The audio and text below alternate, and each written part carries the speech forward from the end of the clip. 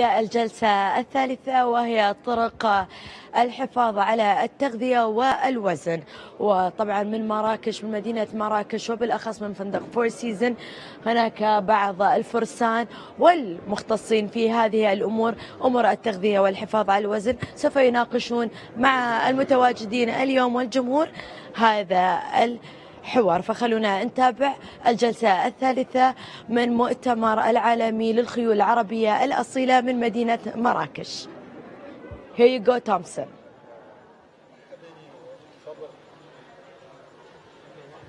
Ladies and gentlemen, welcome back. We are live here at the Four Seasons in Marrakesh. We've got the final session today. And this is all about food, nutrition, keeping fit, how we can eat more and lose weight. Yes, apparently it can be done. You're watching live on Yes TV and the Sheikh Mansoor Festival. We're live from Marrakesh. I'm looking at the time. It's just gone 3:30 on this beautiful afternoon, and this is the final session. As you can see behind me, we've got an absolutely outstanding, star-studded lineup, and I'm very pleased to welcome the lady who's going to look after it. She's the very well-known and Dali Award-winning presenter for the Dubai Racing Channel. Let's give a big round of applause to Laura King. Laura. Yeah, many thanks, Tomo. I'll start by introducing the panel and two familiar faces from the jockeys' ranks alongside me. Richie Mellon, three-time UAE champion jockey, and from France, but based in the UAE, Xavier Ziani. Next to him, we've got two lovely ladies. Mahi, whose surname she told me not to pronounce, so I won't try, is one of the main faces of the Elixir clinics. They've got 4 worldwide. Her business partner, Akina, just sitting 2 down from her, and they've got clinics in London, in Dubai, and a couple more as well. So they're going to take care of everyone's general well-being. In between them, we have Dr. Jamal, who is an expert in the NATE field of anti-allergy techniques, and he deals with that side of things. And then we have Kai Sherman, who a lot of people will recognise as the director of the German Jockey School. He also works very closely with the festival and helping with the apprentices. And right at the end, Dr. Philip Pritchard, legendary point-to-point rider, and also doctor to the jockeys for many years, and in fact still does that many days. I'm going to start by asking you all very quickly, we'll keep it to a sentence or two, your top tip, your best piece of advice for weight management or for general well-being. We'll start with you, Richie. I think the most important thing I learned from a young age of riding was try and keep out of the saunas as much as possible. It's not a natural way of losing weight, and I always found in the past that you'd take 2 or 3 pounds off, but the next day you'd be 5 or 6 pounds heavier than you started with. So weight would start to fluctuate. So try and do it in a steady manner rather than trying to get rid of shifting excess weight within sort of an hour or half an hour. Good advice for young jockeys out there. Xavier, your number one piece of advice? Well, first of all, I think I don't know if I'm the right person to answer that, because if you saw what I eat at the lunch today. It was not a proper jockey food, but the advice I could say, it's to avoid all of the bad drinks, like everything with sugar and things like that, and to try to eat 3 meals a day, to not try to escape one meal or things like this. You have to eat every day at the same time, just for your body to get adapt on the things. And after that, it's all depend of the people. If you are 1.80 meters, you can be 50 kilos. So myself and Richie, I think we're lucky we have light bones, so we can still manage our weight very low. But some of our friends, they can't do it because they have heavier bones. I mean, the mass of the body for them is bigger. So it's a bit tricky. So that's why the doctors are here to help us, and they do it well. I'll ask you as well, Mahi, your number one piece of advice. That's what I always say to my clients, is that the most important thing is hydration. And honestly, hydration and water is what really your body needs. If you're hydrated, you don't suffer from several headaches or usually when the body is dehydrated, we can really feel it, and especially when it comes to the athletes' world, hydration is the most important thing. Unfortunately, when you train or when you're in long hours, especially on the races, you keep forgetting about hydrating your body. And my piece of advice would be keep as much hydrated as you can. Very interesting. That's it. And Dr. Jamal, your one key thing. Yeah. I'm always trying to educate people that they can eat the foods which are very good for them and ignore what's bad. And this is what makes them keep healthy and not gaining weight. And this is very important key for just keeping healthy. Okay. Akina, what would be your one bit of advice? I think our bodies want us to treat us well. And I like having my vegetable juice in the morning. So I have that, a lot of vegetables, and as Mahi said, hydration in the same time every morning. So nutrition is very important. And to keep our bodies active, even if it's walking half an hour a day and doing exercise on a weekly basis. Very good advice as well. And Kai, what do you tell the young jockeys? The most important is the body is different. Every person are different. Some persons can eat whatever they want, but the best is go to the doctor or to your doctor, ask them what is the best diet for me. He will check your blood, he will test everything, and then he can tell you. Of course, it's not good to eat McDonald's or the junk food. Cook fresh food, eat vegetables, make your food by yourself. This is the best what I can tell them. And then you have to make sport. Don't eat too much sugar. Don't drink Coca-Cola. Alcohol is the most bad what you can do. And lastly, to the galloping doctor at the end. Thank you, Laura. Being the last in the line, I've prepared 2 bits of advice, just in case someone said what I wanted to say. My first is eat when you're hungry, do not when you are not hungry. And if we all lived by that simple rule, that we ate when we were hungry, but did not eat just for social reasons, you would find that you will find a much leveler weight. The second piece of advice is the term diet. Please forget about diet. Diet suggests that you need to deny yourself food. And we hope to show that you do not need to deny yourself food. Even you, Lara, you do not need to do it. No, forget the term diet. Use the French term regime. I believe regime... It's the same. It is a regime, exactly. It is a lifestyle. If you want to make yourself at your best possible weight, we need to look at the regime, the whole thing. My 2 bits of advice. Sorry about that. Good advice. I'll particularly try and remember the first bit when next time I come into contact with one of those buffets out there. We'll just start with you, if we can, Dr. Jamal, because your way of doing things, if you can explain a little bit about it, it relies on testing the body for what actually suits you and what doesn't. Yeah, definitely. I approach the patients through a muscle response testing just to see what they are allergic or intolerant to. And this is how we can decide what to remove from their diet and what to keep them on. And later on, after a detoxing period, we can reintroduce the item by just treating them through this method that I do, which is the NATE. And in a while, I'll have a presentation about what intolerance, food intolerance and the weight gain will cause in the slides. Okay, I see. Do you want to do that now? We can? Yeah, if it's short, yeah. Okay. Okay.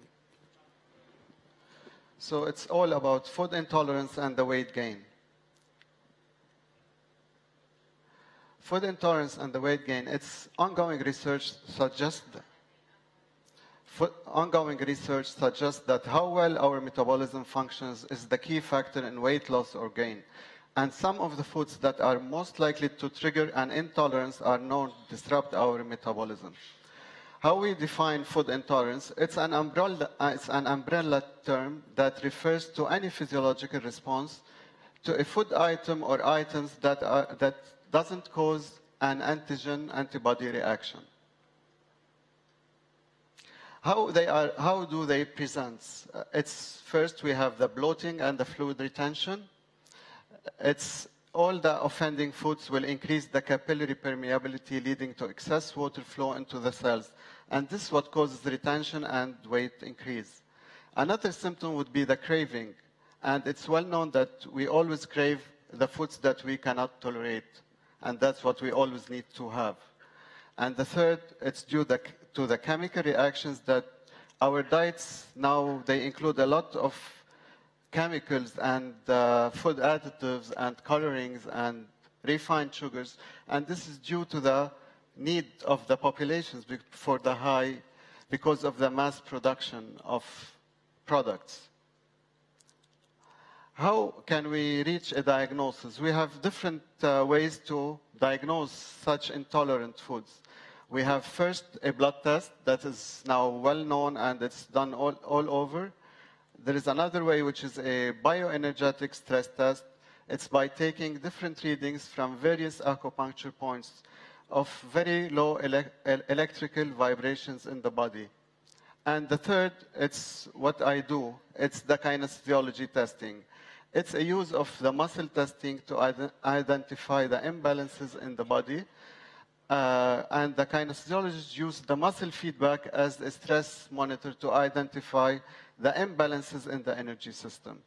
When we do a muscle test, sensory nerves record our testing pressure and sends this information back to the spinal cord and brain, which in turn sends information to the muscle through the motor nerves. And now we come to the management. How we can tackle this intolerant problems. There are different ways and different schools. First of all, there is called the elimination diet, which you can check on each patient and keep the suspected item out of his diet for 3 weeks, and this is to cleanse his body. And then they reintroduce the item and they check the symptoms if they recur. And it means this item is very bad for him and it's out of his diet. And this is the elimination diet. And there is another approach, is the rotation diet. And this is also used, and we can put the suspected item to be eaten every 4th day. And this is the way how we can keep the body away from the intolerant items for a while, and this will make the symptoms recur less. And the third approach, which is the one that I use, it's why to keep food out of your diet, since we can treat it and take it back to your diet and reintegrate it. And this is through the procedure of the allergy elimination techniques. It's NATE, it's Nam-Badri-Bot allergy elimination techniques. And how does it work? It consists of stimulating certain pressure points, which are called the echoreceptors, along the spinal cord from the neck down to the sacrum, while holding the allergen or the food item that is suspected to be the allergen. And then we massage the 8 acupuncture points, which are called the gates, along the meridians to allow the energy to flow in a systemic manner through every meridian, allowing the body to become desensitized. And as you see, it's a very simple procedure. We can eliminate the suspected item, and we can reintegrate it by just treating it very naturally, and there is no medication, there is no pain. And so we can treat all the allergies naturally, and thank you. Thank you very much. I just want to bring in Kai on this, if I can. Do you think that that sort of system testing for allergies would help with some of the jockeys that you work with as they learn to sort of maintain their weight? We have some jockeys here.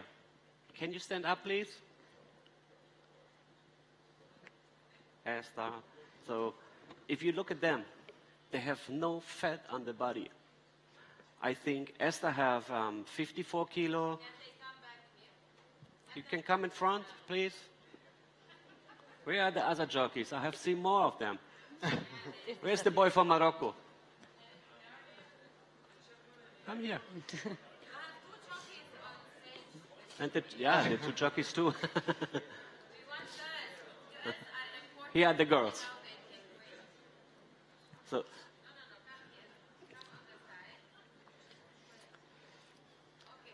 they have no fat, and they are on the minimum.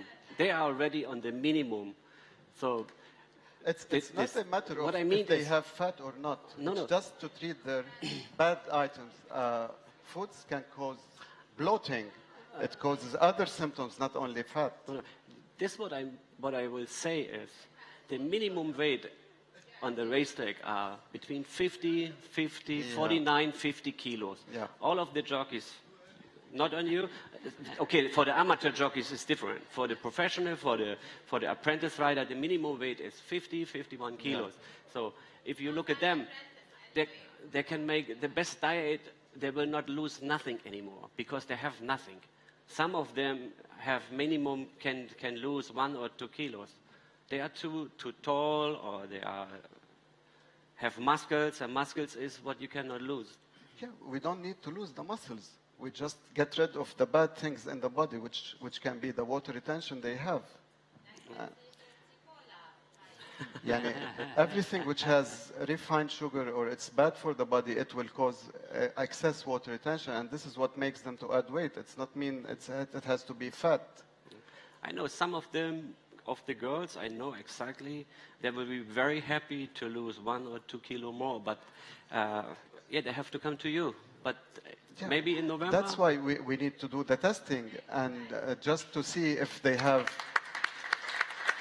Maybe in November they can come to you and we make it the blood test, and because they will be happy. Definitely. I want to bring in Dr. Philip, because I know you've been working closely with the festival and with John Moores University in Liverpool. Can you give us an update on how that all unfolded, and has there been a positive change? Is it helping jockeys in England?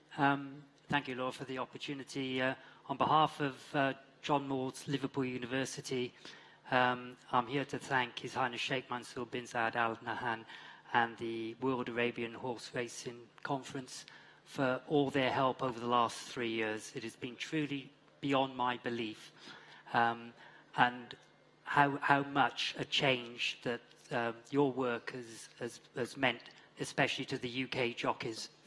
I'm glad to report that this festival kick-started the British Horse Racing Authority and other racing foundations into supporting our work at John Moores, and we are now in a position that any jockey in the United Kingdom can pick up the phone and phone John Moores University, come up there, be assessed, and have their own regime planned out for them. So seriously, you need to give yourselves the biggest round of applause for what you've achieved over the last 3 years.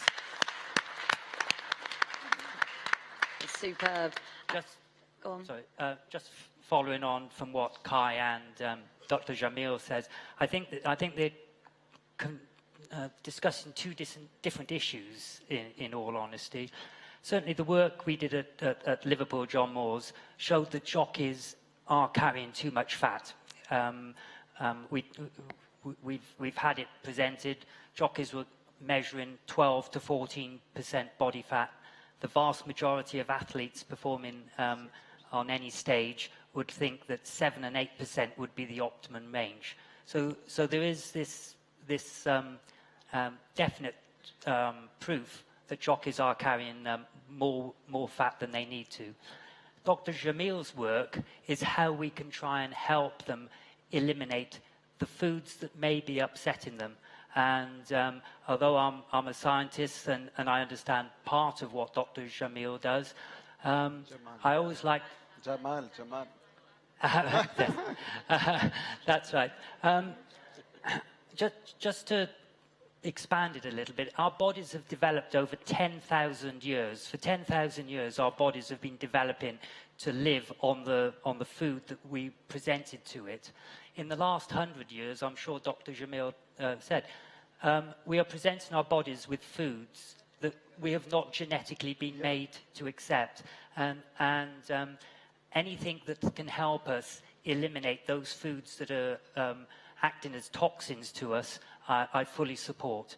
However, I still have to stand by the work that we've done at John Moore's, which is devising a regime, looking at your carbohydrates, your protein, and your micronutrients, which the ladies will talk about now, I'm sure.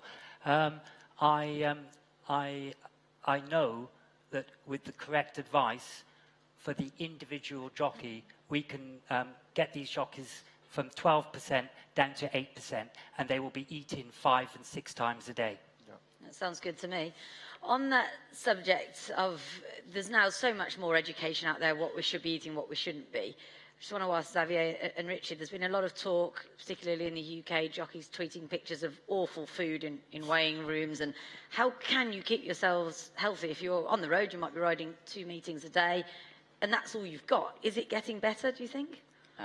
First of all, I'd like to thank His Highness Sheikh Mansoor bin Zayed Al Nahyan and Her Highness Sheikh Fatima bin Mubarak for giving me the opportunity to be part of this fantastic festival, especially Lara Sawaya and the whole team for their continued support. And honestly, I can see a huge difference in the mentality of the jockeys in the weighing room in the UK, in how they control their weight and how they treat themselves as professional athletes. Because I can honestly say 5 years ago, they didn't treat themselves as athletes. The food we had in the weighing room, you'd eat healthy if you went to a KFC or something. It was ridiculous what was put on offer for what we are, professional athletes. And the mentality of jockeys, we didn't really think of ourselves in that position. So I think it's full credit to the festival and the education. And it all comes down to what Dr. Abdullah said in his opening speech. It's education is the most powerful tool we have.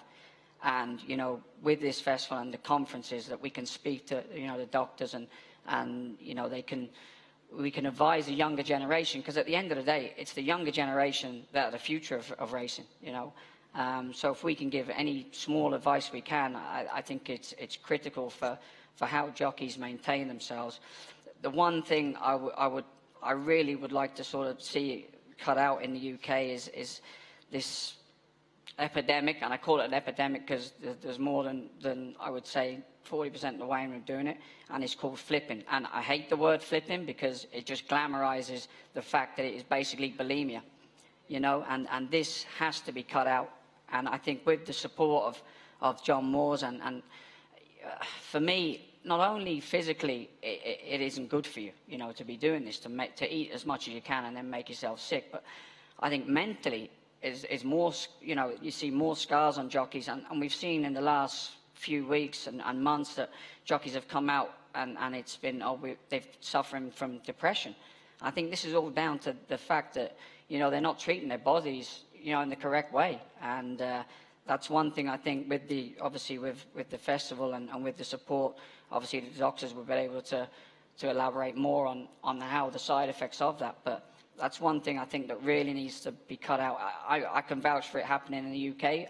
I'm pretty sure it happens in most jockey colonies, but it's a disease, and it's like I say, it's glamorized by giving it a name, flipping but it's not. It's bulimia, and we need to cut that out.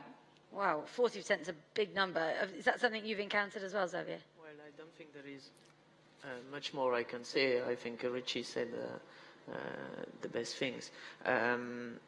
One thing I would like to notice, doctors are here to help us to maintain our weight, to educate us, as Richie said. And new technology came up, and new things like what these two gentle ladies are doing, the Elixir Clinic. It's a new technology who's helping us. It's like this, we can have more power when we have to lose weight, because they can inject us vitamins and things like that. But I think jockey will always face a weight problem because population change. All the young jockeys who's coming now, they are taller and taller. So how you want them to be 50 kilo when they are very tall? So it's part of our life. Weight problem, it's part of our life. Because of these doctors here, we can improve and we can maintain better our weight, but we will always face weight problem, and we will always have to use sauna or go and run covered and things like that. So it's part of the job that you have to embrace. It's part of our job. Embrace. It's part of our life, you know. So, but thanks now of the festival and things like that, we have conference to talk about it, to improve, because a few years ago was nothing to educate us. I mean, especially, I can talk in France, I don't know anywhere else, but yeah, it was nothing. Like, you decide to be jockey, we give you like, okay, you can go just do a blood test and check what is good for your body, not good, but was the only option you had. Now with all the new technology, we can improve, and there is more search on that, so it's helping us. So thanks to the festival to help us for that.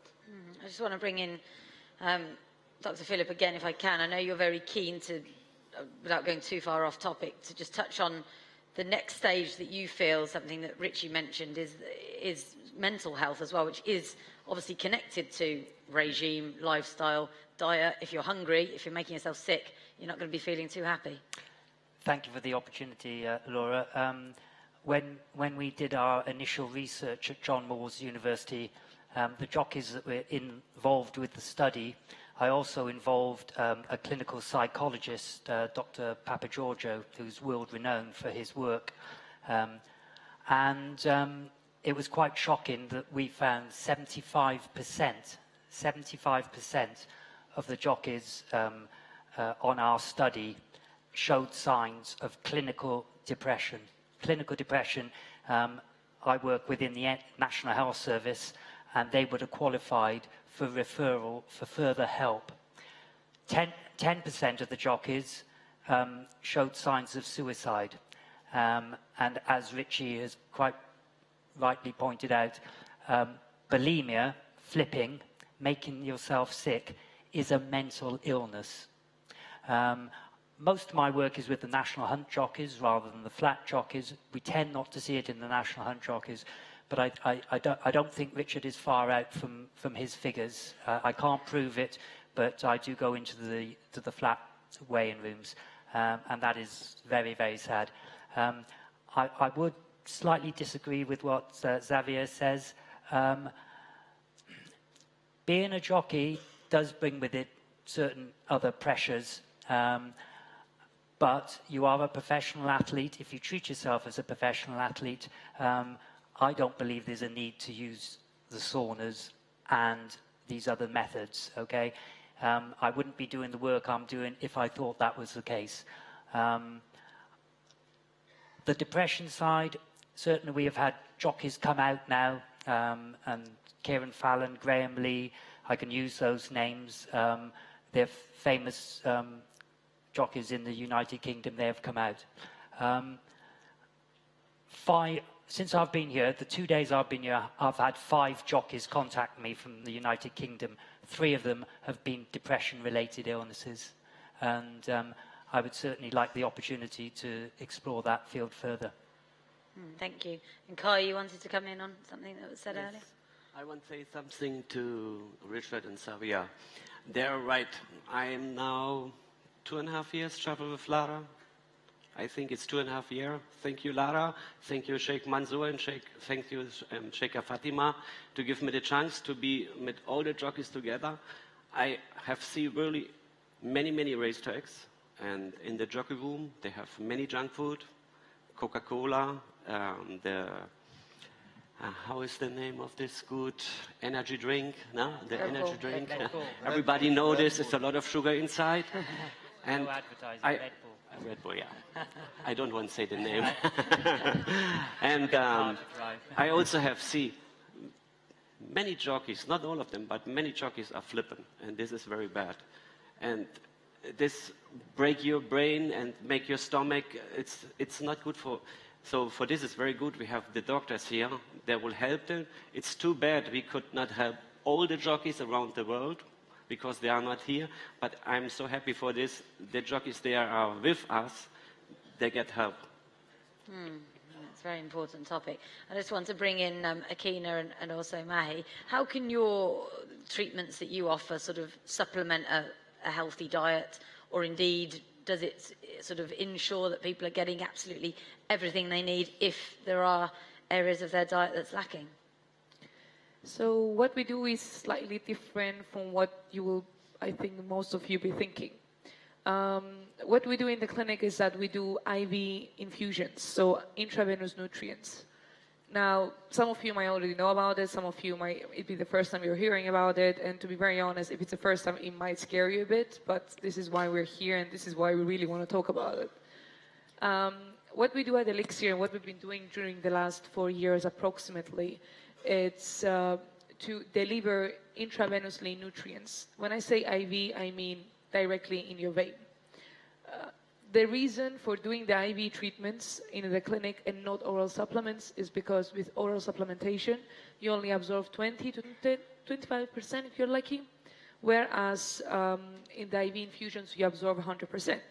So when I say nutrients, I mean any vitamins, minerals, amino acids, anything that you could possibly basically get through food.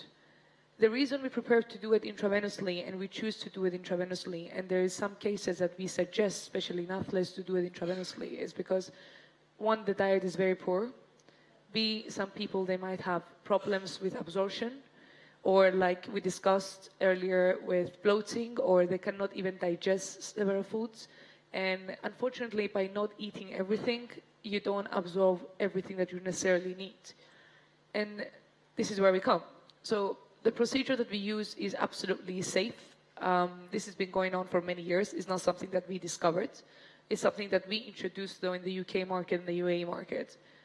Akaina can tell us a bit more about the story of the clinic, how we started. But this is, I mean, the IV nutrients, and the most important thing is that they're absolutely safe. We give you the vitamins and the minerals that your body needs directly in your vein. And when it comes to athletes, we go through a lot of things. Okay.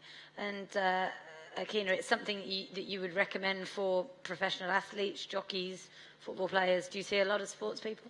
Actually, this treatment was born in the 1930s by Dr. Meyers in the US. And usually it was given to athletics to perform better when they were doing exercise. That's how this treatment was born. Nowadays, other people, not only athletics, take it. So it's a very healthy treatment to improve your health. For jockeys, obviously, it's very important to keep their nutrition and their vitamin levels up to normal.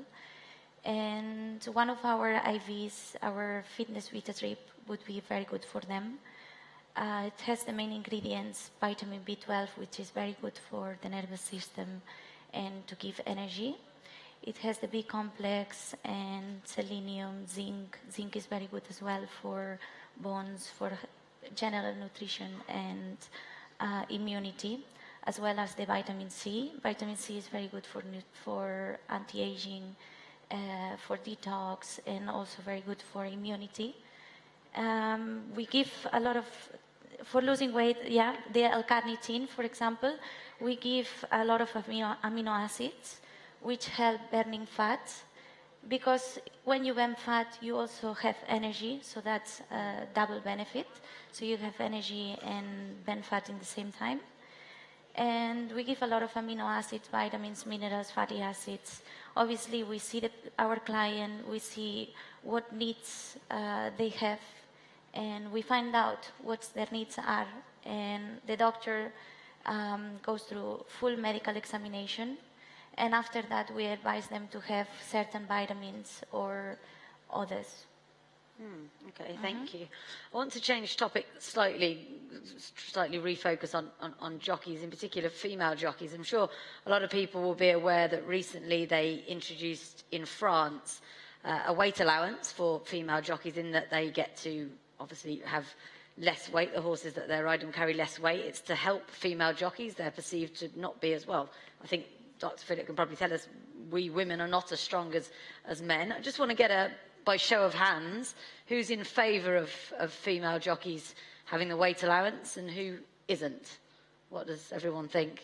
Say, if you are in favour of it, what they're doing in France, say yes. Put your hand up. So very few people.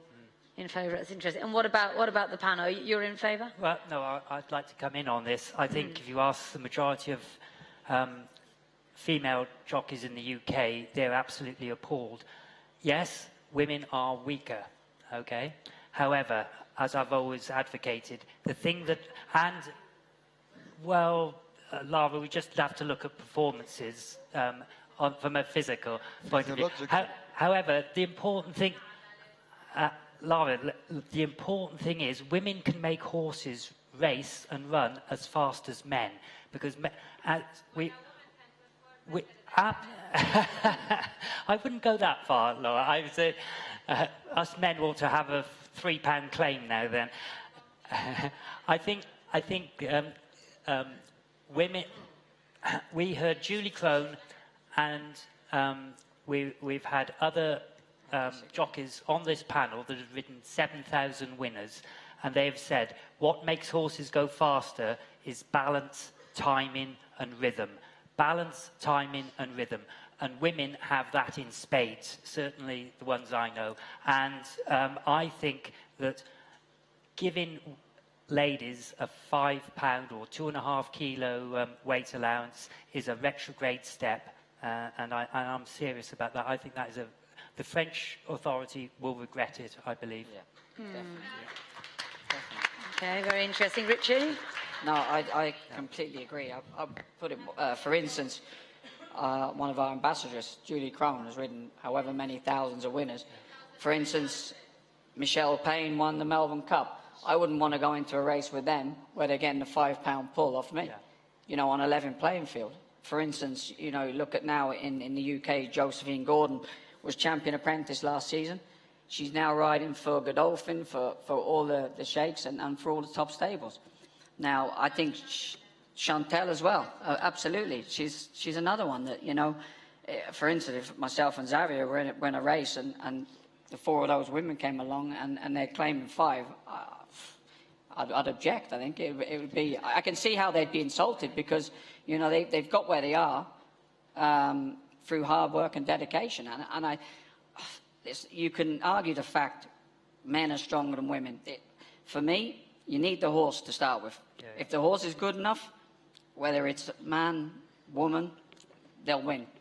And for me, I think there's many talented women out there riding. And like I say, I'd be insulted if I was a woman. And okay. And Xavier, what's the reaction been in France? Do you know? Well, you know what? Since 1st January 2017, I wish I could be a lady. Because then I could have the claim. I could compete in the race with less kilo, you know? So, as Richie said, to me, in our sport, I can't talk about the other sports, but in our sport, men and women are equal on a horse. Yeah. So, it's a good advantage for them. It will help the ladies to get more rides. But to me, men and women are equal on a horse. Interesting. So I'll they bring should be treated as us. Bring in Mahi and Akina as well. I have to say that the cynic in me says, if someone's going to give me a helping hand in my career, I'm probably going to say yes. It's kind of good for the girls, but would you be insulted if it was you in their position? I don't know how I would really feel. I think I would be insulted in a way. But I always find the sport that is very demanding. And whatever it comes along comes for a reason. Most of the times we don't agree with it. But I really think I would felt offended, to be honest. Okay, you know what's your view? Yeah, same. Same. I just want to ask Dr. Jamal as well. Is there also, are we putting more pressure on female jockeys, do you think, in that if they're going to have to weigh in even lighter, they're going to have more pressure on them to lose weight? And is it harder for women to lose weight than men? It's the joke is being athletes, they should be compatible with the men. So it should be the same. They should not have any hard time to lose the weight as long as they are considered athletes. That's it. They are compatible. That's what I think. Okay. Another topic that I know has come up before in these panels is the issue that we touched on earlier. A lot of the apprentices, certainly, that we have over in the UAE are very tall. Do we just simply accept that the human race is getting bigger and raise the minimum weights, which seems the simple thing to do? I know, Rich, you've got a strong view. It's not what to not. I disagree, and the reason I disagree we've done this. We've tried this out in the UK many years ago when the weights were 7 stone. They went to 7.7, 7.10. Obviously, that was the minimum weight. But the same guys that struggled to do 7.7, now the minimum weight is 8.2, are struggling to do 8.2.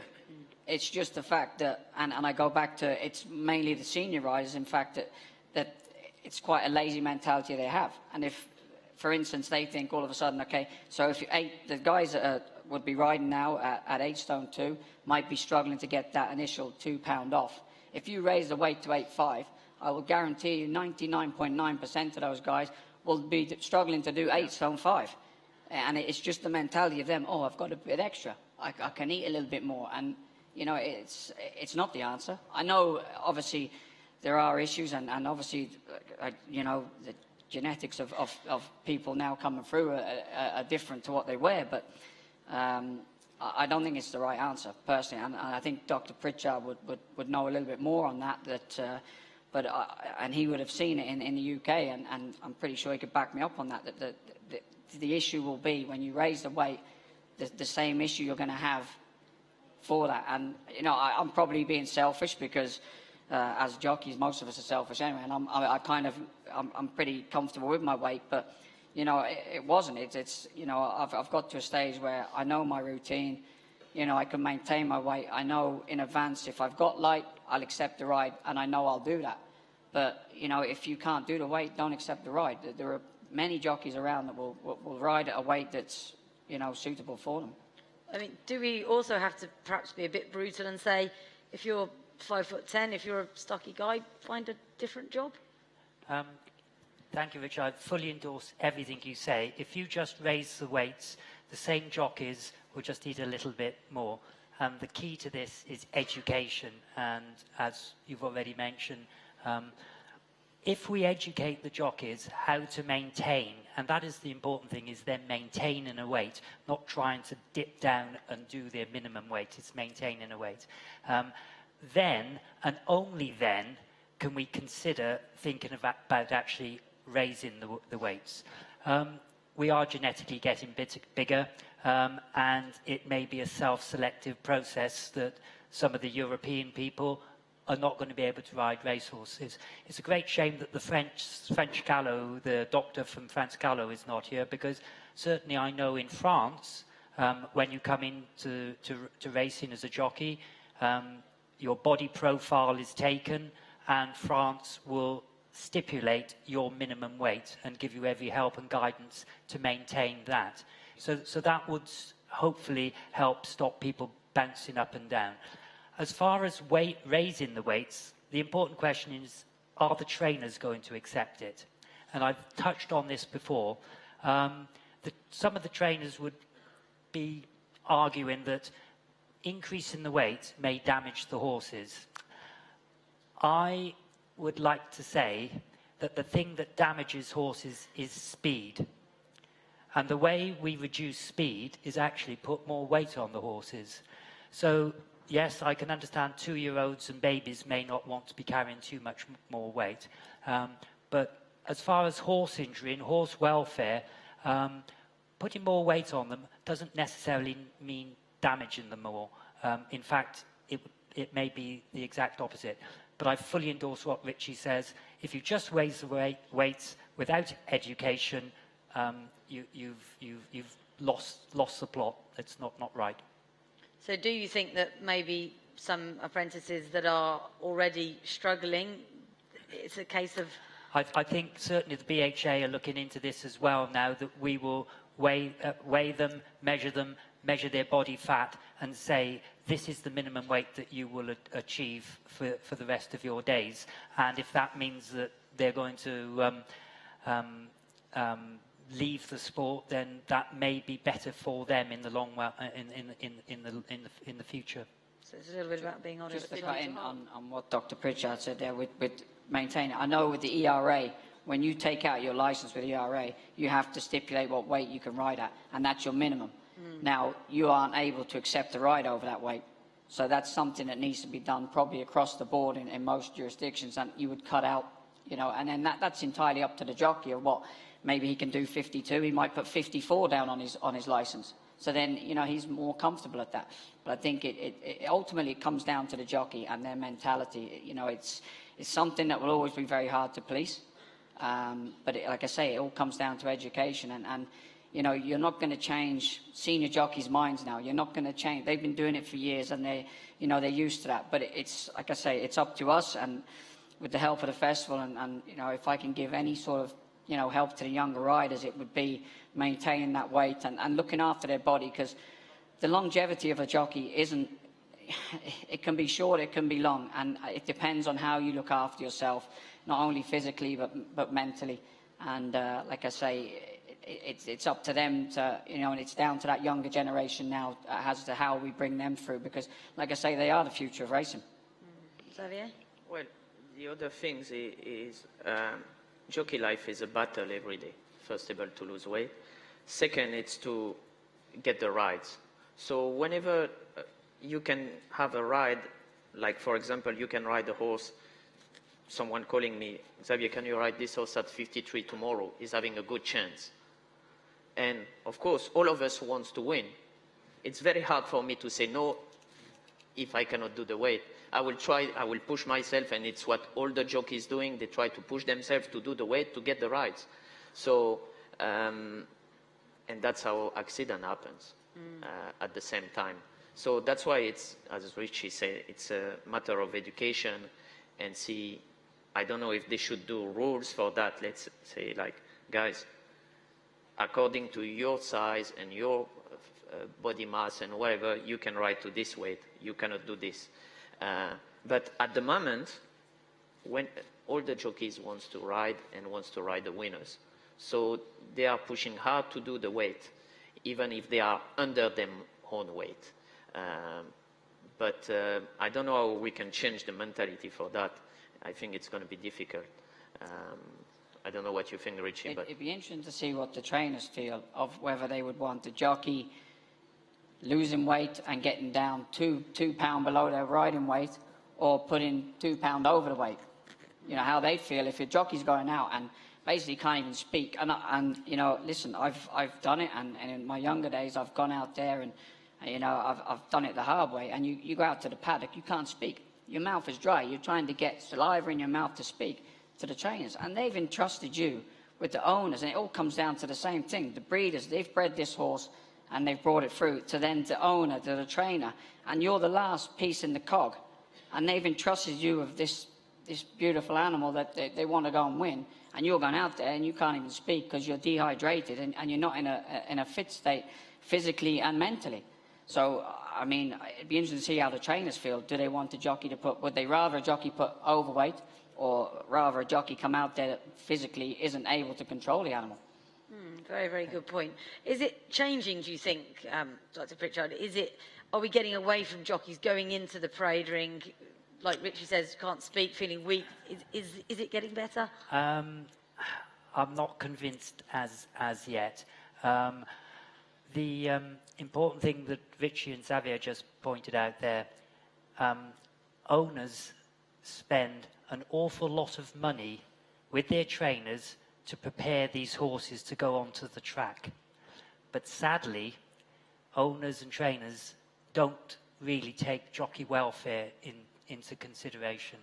And certainly the older jockeys that I deal with in the UK become very resentful of the pressures that are put on them by owners and trainers.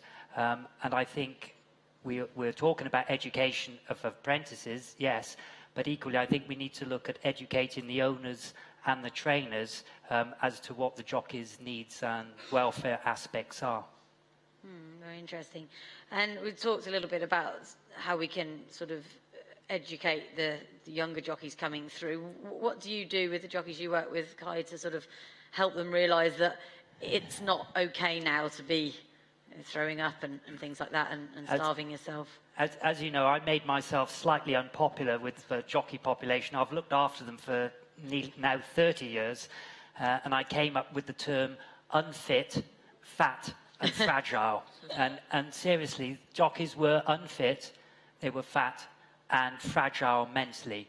hopefully, with the support of His Highness Sheikh Mansoor, we've shown that jockeys need to get fitter. We certainly have shown that they can lose weight correctly, but I'm afraid they are still fragile.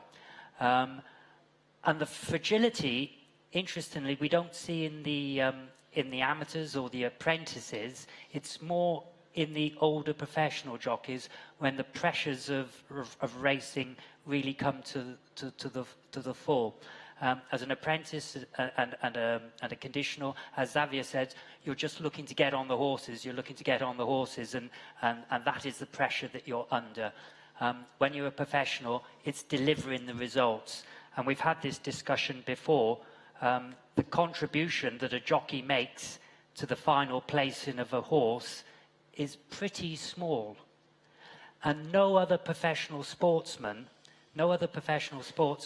has their destiny in something outside of what they can control. As a professional jockey, you can do everything right. You can mentally be prepared. You can get your weight correct. You can ride the race mentally in your mind. But if the horse isn't good enough, you don't win. And if you don't win, someone has to take the blame. And sadly, the jockey is often the end result. The trainer is looking for someone to blame. The owner needs someone. You get off that horse, you have to speak to the owner, you have to speak to the trainer, and you have to be honest with yourself. And I'm sure Richie and Xavier have ridden some really good races, and they've got beaten, and they've had to come in and find some reason why the horse has got beaten. And I've ridden some very bad races and actually won as well. Well, that is the advantage. Sometimes you can ride some bad races and still win. But the point I'm trying to make is that owners and trainers need to take some responsibility for the jockey's welfare.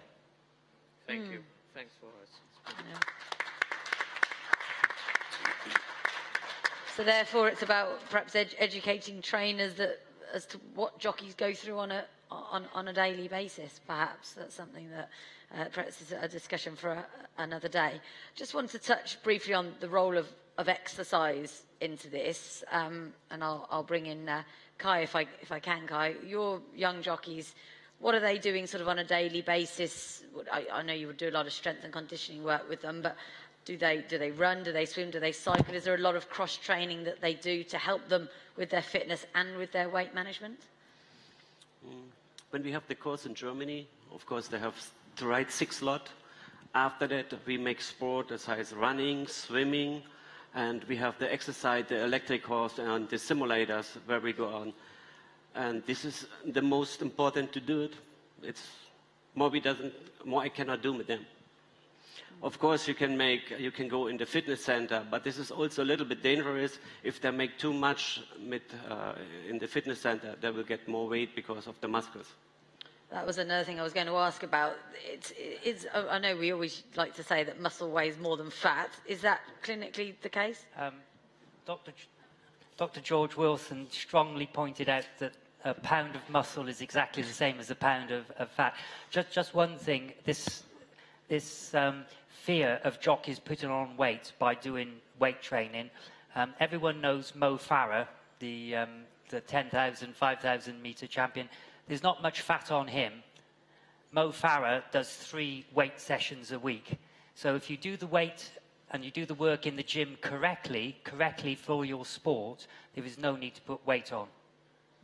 And that's something we need to, again, educate the young jockeys. What would your exercise regime be like, Xavier? Sorry? What other exercise do you do apart from riding? Yeah. Well, myself, now a bit less because I had an injury, so I can't run much anymore at the moment. But I'm doing cycling a lot to lose weight, CrossFit.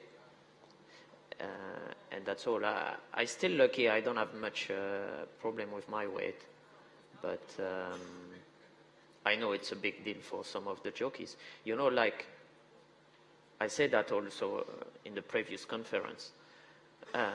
For example, boxing people, they will be weighed before the match, before they go on the ring. but the next day, there'll be different weight. Ourselves, when we jump on the scale, we are weighted before and after. If I come back after the race heavier, I'll be disqualified or fined, you know. So it means sometimes I can't have a drink after I give my saddle, you know. It's really hard. Our job, people, they don't know it properly. It's really hard. It's a battle from morning time. You are going to work, then you go home, you have a shower, then you have to drive like those guys in UK, maybe 3 hours, 4 hours, ride somewhere, then in the night ride somewhere else, then go back home. How you want to have like a proper diet with our lifestyle? It's very hard. It's really, really hard. So again, new technology came. The doctors are here to help us. Education change, mentality change. But to me, again, sorry, I think jockey, we always face a weight problem.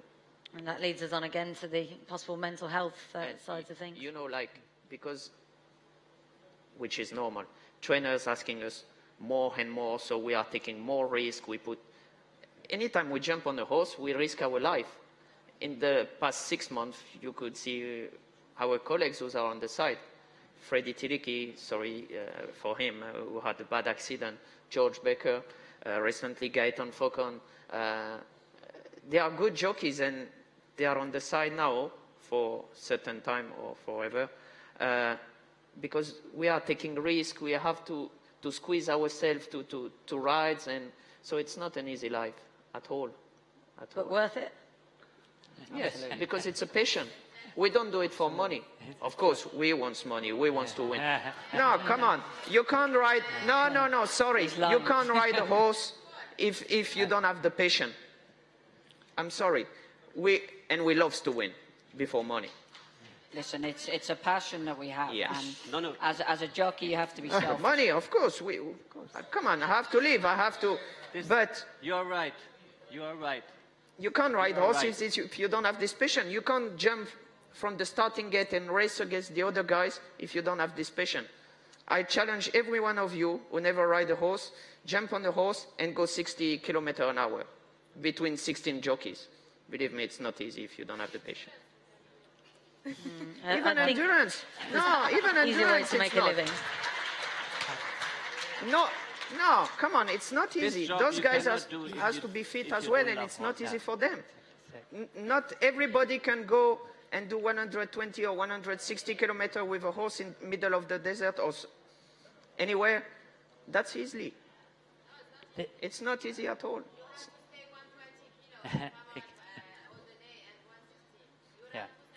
Yeah, it's more easy for us than for them. I agree. It's much more easy for us than for them. But the risk is different.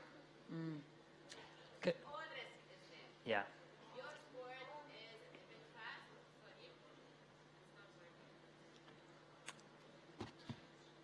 Okay, your risk is that it's very fast and it's only 2 minutes. Their risk is that it's the whole day and they have lots of risks behind them. All jockeys or endurance riders are the same for us. This is a jockey. They are champions. They are taking risks. So many jockeys have fallen down from endurance races and maybe some died also. So we cannot take that it's an endurance race. It's a very simple race. No, it has lots of risks. This is why we always keep on having high level of weight and not minimum level of weight. This is why Adnan would tell you how much we have to have like minimum 60 kilo to ride. And once she's too heavy, too light, the girl, 48 kilos, we don't take her. Which is good. Because this, once you're too light on the horse with an endurance race, is different than on a flat race. Flat race, the horses are different. There has to be jockey, not endurance rider. Yes. If they are 48 kilo.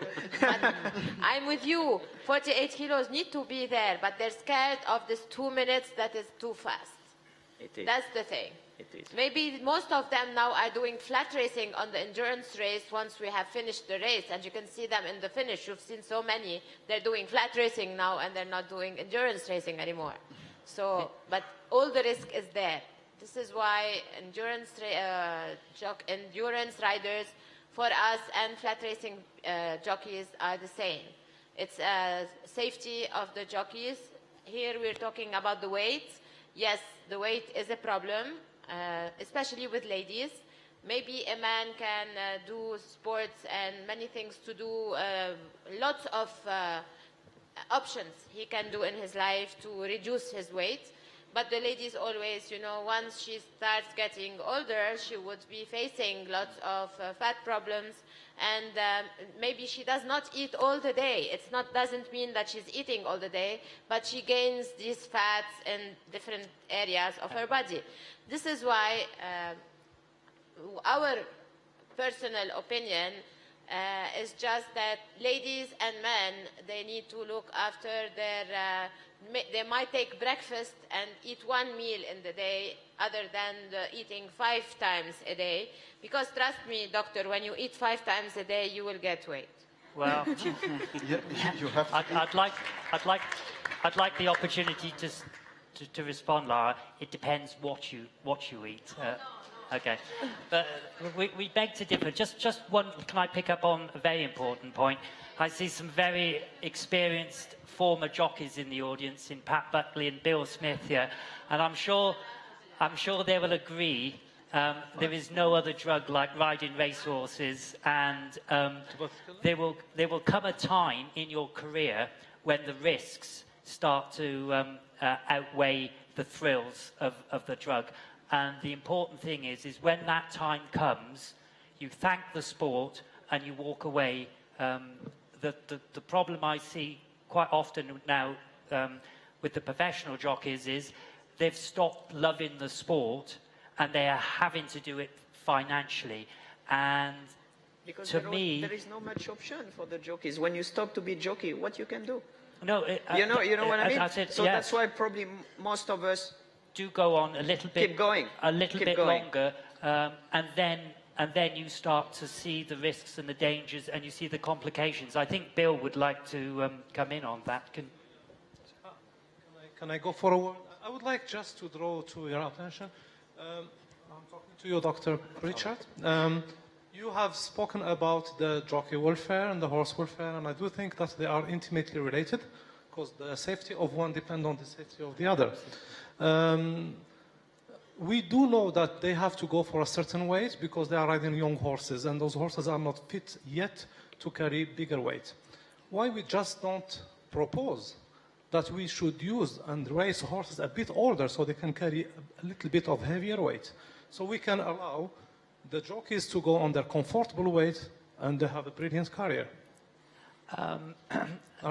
Probably I'm not the person to answer that, but I have been a trainer. I think the finances involved in horse racing is mainly around 2-year-olds, and this is what we're talking about, is the little horses, the baby horses. That's where the trainers would say they need to have a minimum weight. I totally agree with you. National hunt racing, that's jumping fences.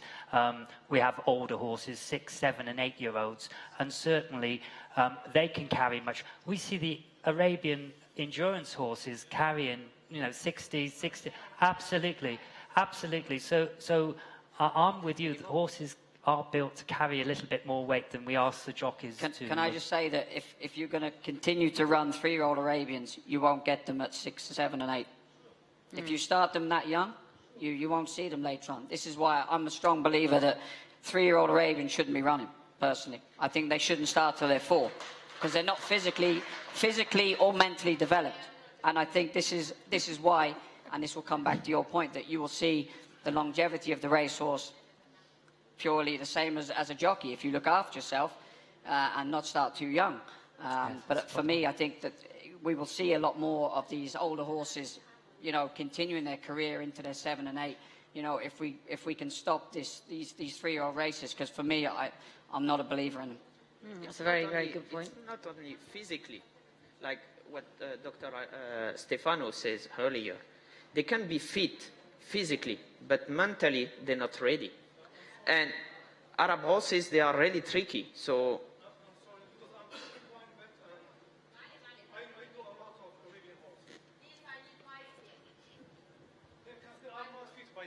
at all, because their skeleton is only mature by 5 to 6. I agree. So they have the size of a fit horse, not the resistance, not the stamina. Our Arabian horses in Abu Dhabi and Dubai, they run till 10, 11. Because we do probably start them by 3, but we don't race them very hard because we have plenty. But if you go for a thoroughbred or for an Arabian horse somewhere else, where you have to be in your money to make your horse productive, so to get back the money to the owner, then you destroy the horse, and automatically the jockey has to follow the rules and all this traditional way of thinking about horse racing. I agree with you when you say in Abu Dhabi and the UAE that we race them at 3, but our season doesn't start till November. Yeah. So they're literally turning 4. You know, where I agree you can run them there, but for me, when they start running the horses in March, April time, it's and at the moment I'm participating in races in Qatar. They're running 3-year-olds, and you see them in the paddock. Physically, they're not developed, and mentally, they're certainly not developed. And I can guarantee, I don't know the statistics completely, but I don't think we've seen one of the true champion Arabian horses that have actually won at 3 years of age. I think the best horses we've seen in the Arabian front probably didn't even run when they were 3. They probably started their career when they were 4. I couldn't tell you the statistics of it, but I'm pretty sure that we haven't seen a champion 3-year-old go on and be a champion older horse. Very good point. I think there was another question down here. I think you should be okay. Agreed. Thank you. You need to lose weight.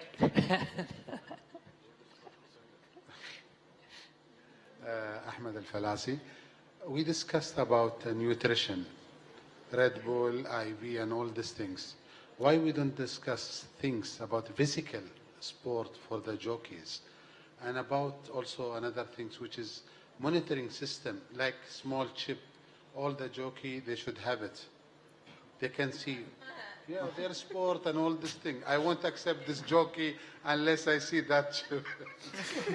Yeah, we discuss about nutrition, all this thing.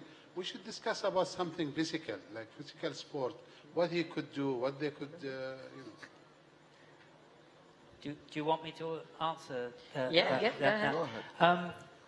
In the United Kingdom, there is a TV company currently making a documentary on the physicality of football, which is meant to be our national sport, and the jockeys, and the attributes that physically each have.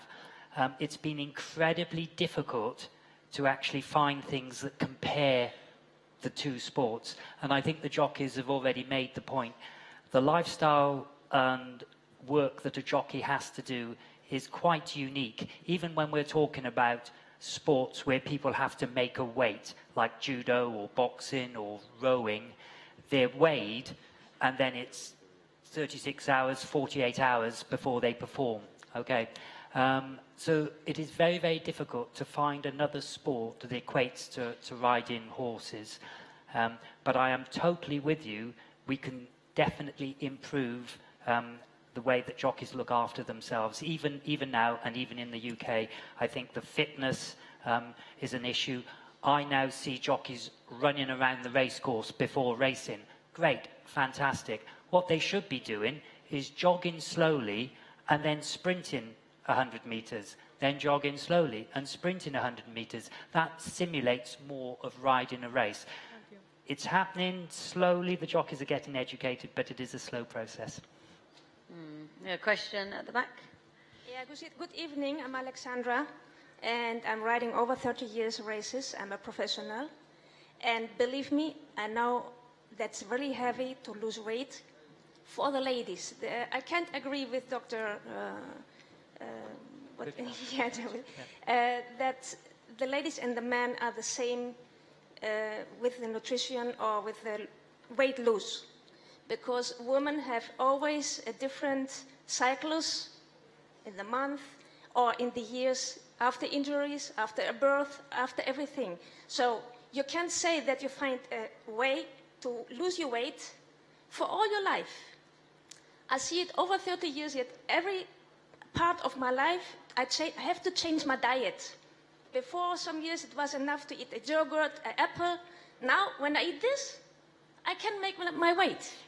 So what I want to say to the girls and also to the boys, keep care of your body, and education is that what it's first of all to know how works your body after the competition, after the races, how is you feel for your body, what you want, what is your need. Don't eat too much, eat what you need. Don't drink alcohol, and first of all, because I live this, and I use also medicaments like Lasix, like all these things before, years, and it was wrong. Don't use these things. Try to make your weight with the nutrition, with conditional training.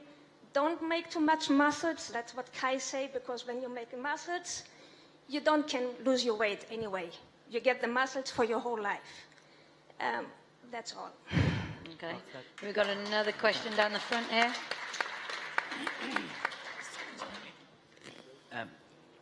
It's kind of a general question. I really don't know who to ask it to. But Xavier, you mentioned something about boxing. You know how boxers, they put them in weights. Has it ever been done anywhere in the world to have, for example, a race for jockeys who weigh between 55 and 60, another one for 60 to 65, something like that? Just general. No, I don't think it's ever been done. No, it's not done, but it should be. It should be. Like to categorize the jockeys and say like, okay, you can ride these certain races and you these certain races. And I believe it will. But the problem is you're going to have the same problem. The heavier jockey will want to ride in the race. So they're going to try and get down to that lower weight.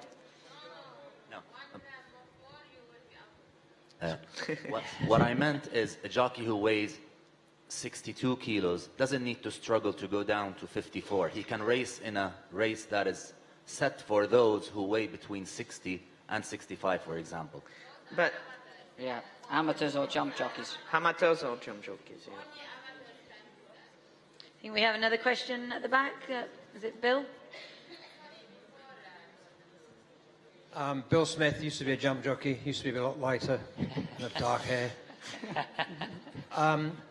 The thing I just want to think about as you're talking is that racing is so different to boxing, where you weigh out and the boxers go and rehydrate and are much heavier. We have to, as Xavier says, come back in and weigh after the race. Endurance races are once every 6 weeks, horses, longer than that. The thing about jockeys is it's 6 days, 7 days a week, 6 times a day, every race. It doesn't matter whether it's a Cellar on Monday at Bath or a Group 1 on Saturday at Ascot. You ride it, you're mentally in the same state for both races. You are there to win, that's the idea. So every day, some of these flat jockeys now, I rode on the flat a little bit, but jumping, we didn't have anything like the racing we have now. 7 days a week, traveling, all this, every day, every race is an event. There's no downtime, and I can see how depression gets so difficult. I got terribly depressed when I was riding. Get depressed now sometimes, have a drink. But it's that pressure. Every day, 5, 6 times. You flat boys know how many times you ride a week, how many horses you do, how much miles you do travelling. And it's not like doing boxing, it's not like doing endurance. There's no other sport, I can't think of any other professional sport, amateur sport, professional sport, where every day you have to come up with your A game and do it. It's a tough life. Thank you. Yeah. Philip, you want to come in on that? Bill would be interested to know I attended at the BHA a conference last month looking at aspects of jockey welfare. And the point I was bringing out was the daily regime. As you know, jockeys in the UK can ride at 11 meetings, I think, is it, in a week? 9, or isn't it? so, is it? Whatever. Basically, they're working, 9. is it morning and evening?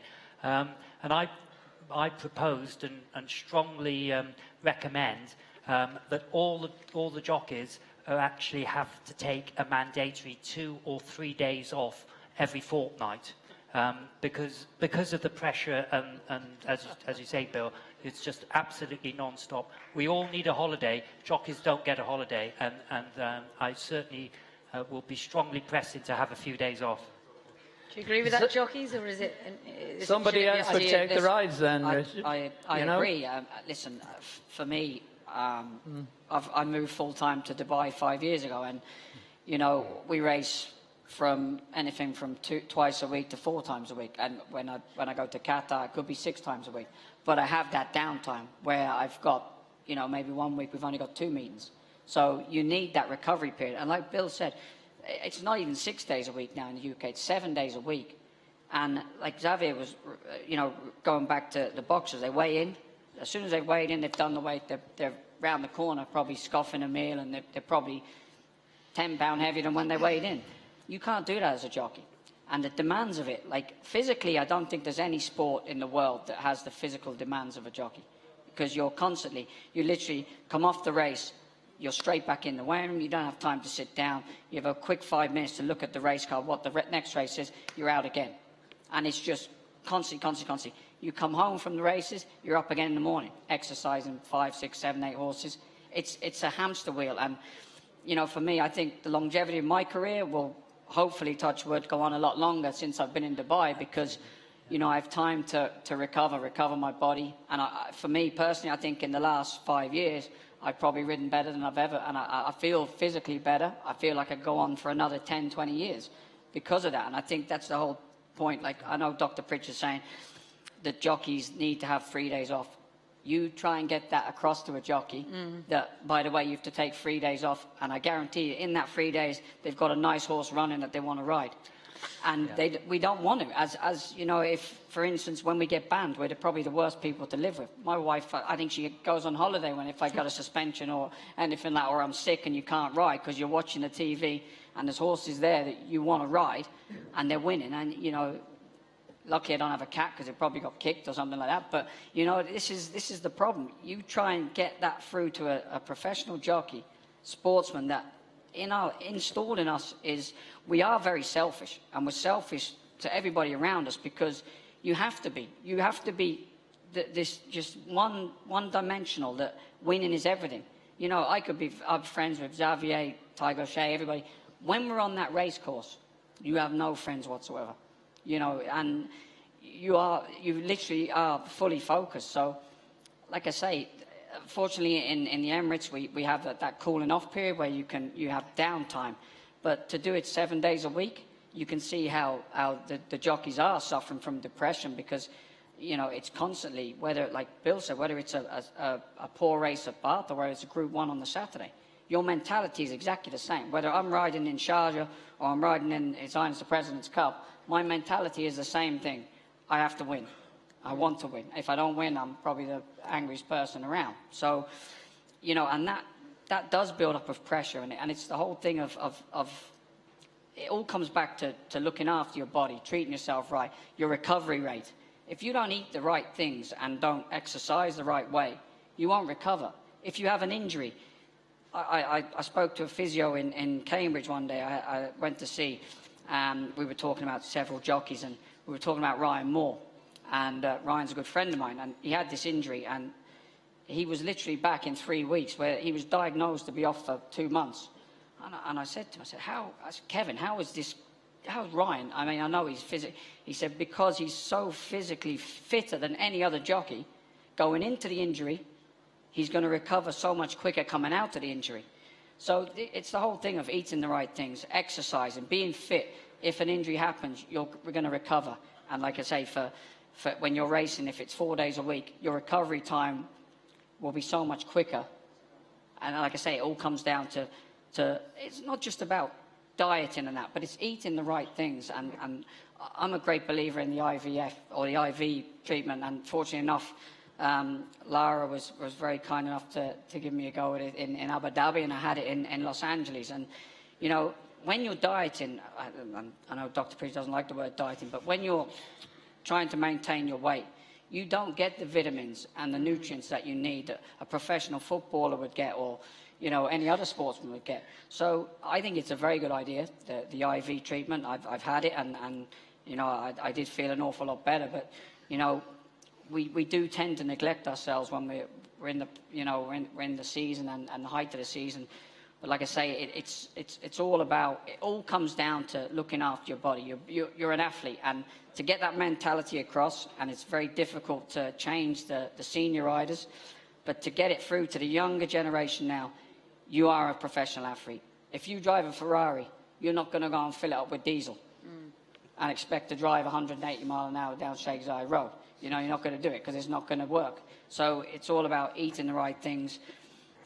Try not to, please don't flip, don't do this bulimia, try and stay out of saunas, and just, I agree with Dr. Pritchard. My training regime would be, I do an exercise with weights every other day.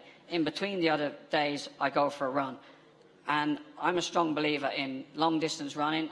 You could probably disagree because you do all these marathons, Laura, but for me, when you start going into long distance running, it slows your metabolism down, which then in turn becomes more difficult to maintain weight. Yep. I'm a big believer in going onto a treadmill and doing interval training, sprints, and it goes back to very similar. A lot of trainers train their horses that way, interval training, you know, speed, putting speed into horses. So, like I say, it's all about, it all comes down to looking after yourself, maintaining your body, eat properly, because at the end of the day, we're athletes.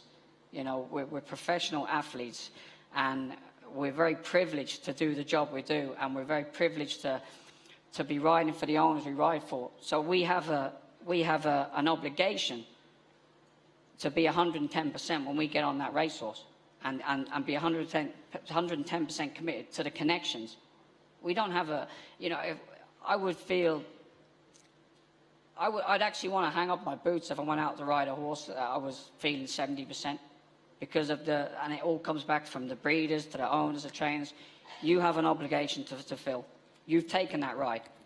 It's an unwritten agreement, but you've signed the agreement. You are going to commit to this, and you know, you have to be physically 110% and mentally 110%. That's one heck of a job. I think Pat Buckley, was it a little bit different in your day, Pat, was it? It was very different, and we weren't as eloquent as Richard either, I may as well tell you. Richard, that was a marvellous speech. I really, really enjoyed every half hour of it. I got an Oscar for it. No, I understand Richard and Xavier's point of view, and also I'd like to mention Bill Smith.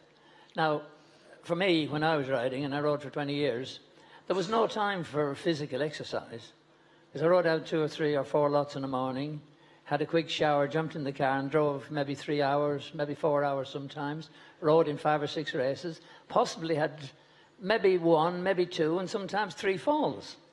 You know, you dragged yourself up and told the doctor you were perfectly okay because you were riding up at Ayrshire tomorrow morning, you know, drove back to Midland, got up the next morning, felt bloody awful, so excuse the language, but maybe had to go and ride 2 or 3 for the captain, get in the car and drive to Ayr, and perhaps get another crucifying fall. So really, where was the time for this physical exercise we're talking about, you know? The times are changing, Pat. Yeah. You have to move with the times, you know? We're more professional. Yeah. This is the whole thing I'm saying. 5, 6 years ago, jockeys didn't treat themselves as athletes. Yeah. Can I join you? Yeah, but they didn't have time. In my day, we didn't have time. The man at the end there, having a mandatory 2 or 3 days off would be absolutely suicide in my day, because you'd have 10 jockeys getting me rides.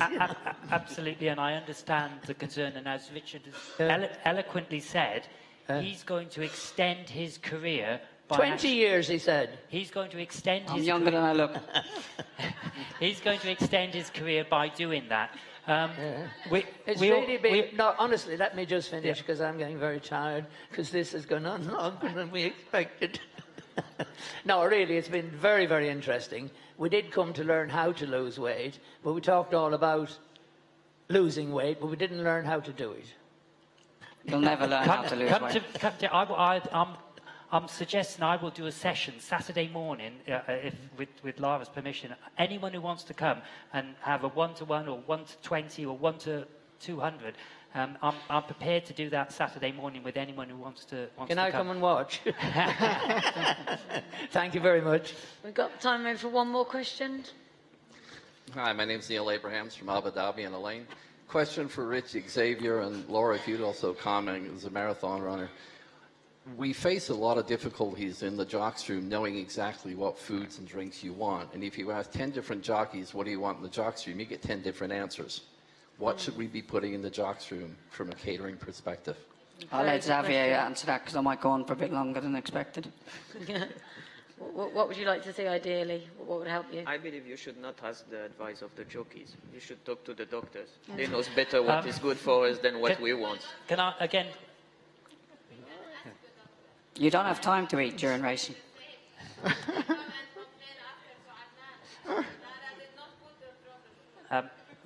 Richard will... Again, it's Richard an education. We are not well educated. Sorry to yeah. We are not well educated on what we have to eat and not.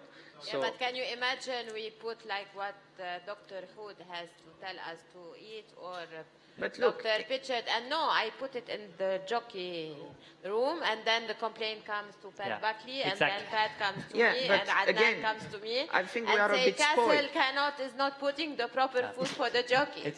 No, but look, Lara, we are a bit spoiled because in some race course, you don't have anything. Yes, we always like to you know spoil what I mean? you in So, Abu Dhabi Equestrian. thanks a lot again for that. In UAE, we are really well treated, even, as I say, a bit spoiled. But it's true, like in some race course, you don't have anything. If you want to, you don't have even water. You have to bring your own things. 1 second, In summary, it's choice. Just to answer your question, the important thing is that you provide carbohydrate, protein, minerals, choice. And then it's up to the jockey to be educated to select what he wants. Education. What do you think to educate them to make IVs? So they are not, they can have alkaline, this amino acid, and the amino acid burns the fat, and they can eat whatever they want also. I think it's the best thing to do. Yani, why should they kill themselves and think too much? Do an IV drip and that's it. It will exist. Yes, we can. Maybe we can look through of what to do, like for the best jockeys in Abu Dhabi running. I 100% agree that getting the right micronutrients is what we need to aim for. I would slightly disagree how we achieve that, of course.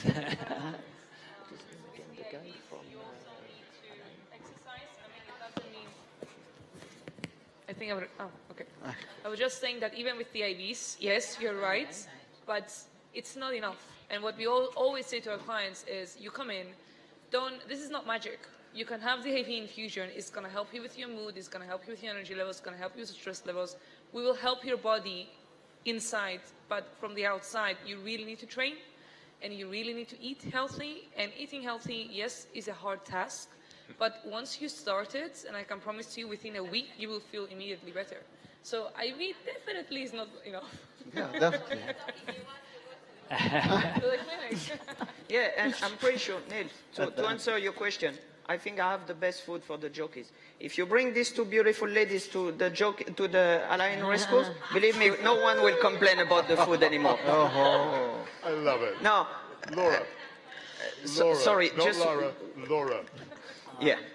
Would you like to say that was an outstanding exchange? And by the way, I've just had the Guinness World Book of Records on. We've achieved a world record for the longest answer to any question by Richard Mullen.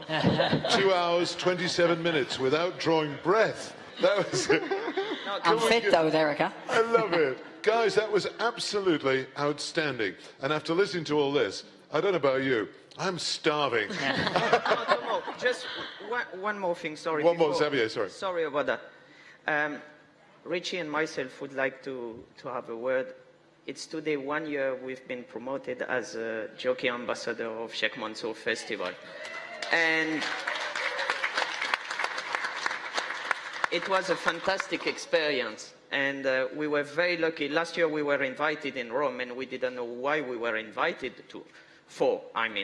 And Sheikh Mansour had this vision to get ambassadors for his festival, and on behalf of Lara. So we would like to thank you, Sheikh Mansour, Sheikh Fatma bin Mubarak, for the opportunity you gave us to be jockey ambassadors.